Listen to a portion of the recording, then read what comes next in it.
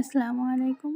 আমার হাতে যে ফলটা দেখছেন, এটা বাংলাদেশের মানুষ মূলত বনটেপারি নামে চিনে থাকে। তবে অঞ্চলভেদে ফটকা ও ফুটকা নামে বেশি পরিচিত। এর বৈজ্ঞানিক নাম ফাইজিয়াল মিনিমা।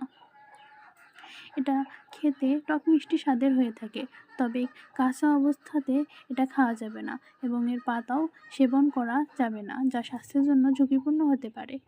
এর ঔষধি গুণাগুণ রয়েছে অনেক, তবে চিকিৎসকের পরামর্শ অনুযায়ী খেতে হবে।